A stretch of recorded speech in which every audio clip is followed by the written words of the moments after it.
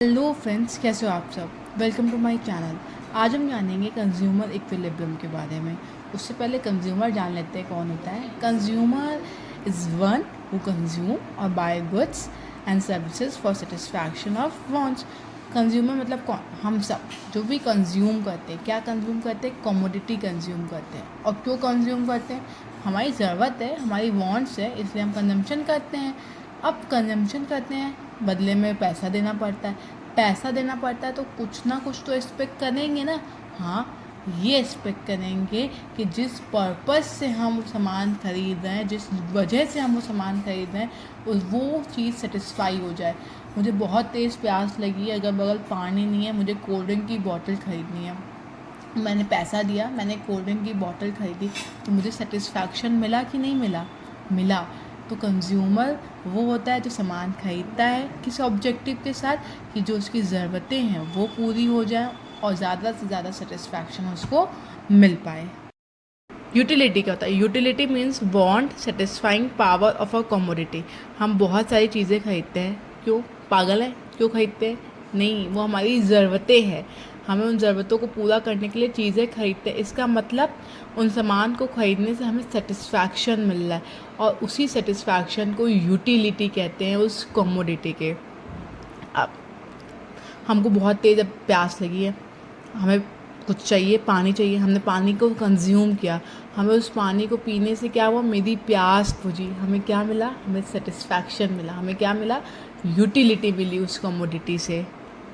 Utility को satisfaction ही कह लेते हैं। अब जो यूटिलिटी होती है वो मेज़र भी की जाती है, कितनी यूटिलिटी मिली, ज़्यादा यूटिलिटी मिली, कम यूटिलिटी मिली। तो यूटिलिटी को एक इमेजिनरी यूनिट होती है यूटिल्स, उससे मेज़र किया जाता है। यूटिलिटी ऑल्सो मनी के टर्म्स में भी मेज़र की जा सकती है और प्राइस के टर्म्स में भी मेज़र की जा सकती है। मनी के टर्म में कैसे? अब जैसे मैं मार्केट गई, मुझे कोई सामान दिखा, लेट्स से मुझे दिखा कि एक ड्रेस दिखी बहुत प्यारी सी, 2000 की ड्रेस थी। तो 2000 की ड्रेस लाइक वो मुझे उतना सेटिस्फैक्शन नहीं दे रही थी। मुझे लगा नहीं यार, ये बहुत महंगी है, ये मुझे उतना सेटिस्फैक्शन नहीं दे रही कि 2000 रुपये मैं इस पर इन्वेस्ट करूँ, तो मैं उसको नहीं दूँगी। तो इस तरीके से यूटिलिटी मनी की टर्म्स में भी मेज़र की जा सकती है। यूटिलिटी तीन तरह की होती है: टोटल यूटिलिटी, मार्जिनल यूटिलिटी और एवरेज यूटिलिटी। टोटल यूटिलिटी मतलब हमें हर कमोडिटी से यूनिट से कितना सेटिस्फैक्शन मिला। मार्जिनल यूटिलिटी मतलब हर एक एडिशनल यूनिट खरीदने पे हमें कितना सेटिस्फैक्शन मिला। और एवरेज यूटिलिटी मतलब पर यूनिट हमको कितना सेटिस्फैक्शन मिला। एक एग्जांपल से समझते हैं। गुलाब जामुन मुझे बहुत पसंद है, मुंह में पानी आ गया गुलाब जामुन का नाम सुनते हुए। जैसे ही मुझे बहुत मन कर रहा गुलाब जामुन खाने का, जैसे ही मैंने एक गुलाब जामुन लिया, मुझे 10 यूटिल का यूटिलिटी मिली। मतलब उसको ख़रीद के मुझे 10 यूनिट सेटिस्फैक्शन मिला। हाँ, उसके बाद मैंने जब दोबारा रसगुल्ला खाया तो मुझे थोड़ा सा सेटिस्फैक्शन कम मिला। फिर मैंने जब तीसरा गुलाब जामुन खाया तो मुझे थोड़ा सा सेटिस्फैक्शन और कम मिला। सेटिस्फैक्शन मिल रहा है लेकिन पहले के मुकाबले अब थोड़ा सा कम मिल रहा है। इसको आप इस तरह के एग्जाम्पल से भी समझ सकते हो। आपको बहुत भूख लगी है, आपने एक रोटी खाई, दूसरी रोटी भी आप खा लोगे लेकिन आपको उतना सेटिस्फैक्शन नहीं मिलेगा जितना आपको पहली रोटी से मिला। तीसरी रोटी भी चलो आपने खा ली और सेटिस्फैक्शन कम मिलेगा। तो इसी तरह चलता रहता है। 4 रसगुल्लों में मुझे सेटिस्फैक्शन 4 यूनिट का मिला। तो इस तरह क्या, इसी को कहते हैं मार्जिनल यूटिलिटी। हर एक एडिशनल यूनिट खरीदने पर हमको कितनी सेटिस्फैक्शन मिलता है उसको कहते हैं मार्जिनल यूटिलिटी। अब टोटल यूटिलिटी क्या होती है कि टोटल यूटिलिटी मतलब पहले में तो हमको 10 ही मिलेगा, दूसरे में इसका 10 और इसका जो एडिशनल यूनिट से हमको मिला है उसका 8 मिला के 18। इस तरह 3 यूनिट पे हमको टोटल यूटिलिटी कितनी मिल रही है? 24 मिल रही है। 4 पे कितना मिल रहा है? ये 24 प्लस इसका 4 तो 28 मिल रही है। एवरेज यूटिलिटी क्या होता है? पर यूनिट पे हमको कितना मिल रहा है। बेसिकली इसका एक फॉर्मूला होता है, total utility divide by quantity. तो टोटल यूटिलिटी कितनी है? 10 है। क्वांटिटी कितनी है? 1, तो एवरेज यूटिलिटी 10 हो जाएगी। टोटल यूटिलिटी कितनी है? 18। एवरेज यूटिलिटी कितनी है? 2, तो फिर क्वांटिटी कितनी है? 2, तो एवरेज यूटिलिटी कितनी हो जाएगी? 9। इसी तरह चलता जाएगा। मार्जिनल यूटिलिटी का भी एक फॉर्मूला होता है, change in total utility upon quantity. अब देखिए यहाँ पे 10 है, यहाँ पे क्वांटिटी है, इसमें कोई चेंज नहीं हो रहा है तो मार्जिनल यूटिलिटी भी 10 हो जाएगी। अब यहाँ पे 8 का चेंज हुआ और यूनिट कितनी हुई, एक ही हुई, तो हमारी मार्जिनल यूटिलिटी कितनी हो जाएगी, 8। यहाँ पे कितने का चेंज हुआ, यहाँ पे कितने का चेंज हुआ, 6 का। यहाँ पे एक ही यूनिट बढ़ी तो 6 आ गया। यहाँ पे कितने का हुआ, 4 का इंक्रीज़ हुआ। यहाँ पे एक ही यूनिट हुआ तो यहाँ पे 4 आ गया। तो टोटल मार्जिनल यूटिलिटी को हम लोग ये भी कह सकते हैं change in total utility upon change in quantity. एक और फॉर्मूला होता है TUN-1, मतलब जो भी एडिशनल यूनिट हमने परचेज़ की उससे प्रीवियस वाली माइनस कर दो। जैसे कि यहाँ पे कुछ है ही नहीं तो 10, यहाँ पे एडिशनल ये है, प्रीवियस वाली से माइनस कर दो। एडिशनल ये है, प्रीवियस वाली 18 माइनस कर दो। एडिशनल ये है, प्रीवियस वाली 24 माइनस कर दो। अब यूटिलिटी को मेजर्स कैसे किया जाए, बेसिकली 2 अप्रोचेस है, कार्डिनल अप्रोच और ऑर्डिनल अप्रोच। कार्डिनल अप्रोच को मार्शल्स यूटिलिटी अप्रोच भी कहते हैं। इसका मतलब यूटिलिटी भाई मेजर की जा सकती है, यूटिलिटी नंबर्स में मेजर की जा सकती है, मनी में मेजर की जा सकती है, यूटिल्स में मेजर की जा सकती है, जैसे कि मैंने पहले बताया। और जो ऑर्डिनल यूटिलिटी अप्रोच है उसे हम लोग इंडिफरेंसेस कर्व या हिक्शियन एनालिसिस भी कहते हैं। इसका मतलब यूटिलिटी मेजर हो ही नहीं सकती है। कैसे मेजर करोगे, इसने मुझे एक यूनिट यूटिल सेटिस्फैक्शन दिया, इसने मुझे, इस यूनिट ने मुझे 2 यूटिल सेटिस्फैक्शन दिया, तो ये बोलता है यूटिलिटी मेजर ही नहीं हो पाती है।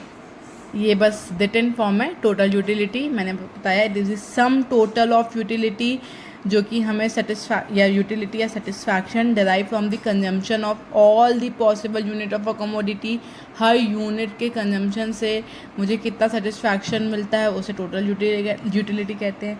मार्जिनल यूटिलिटी मतलब एडिशनल यूटिलिटी से हमको कितना सेटिस्फैक्शन मिल रहा है, एडिशनल कंजम्पशन से हमें कितना सेटिस्फैक्शन मिल रहा है। यहाँ पे कंजम्पशन होगा नहीं, सॉरी सही है।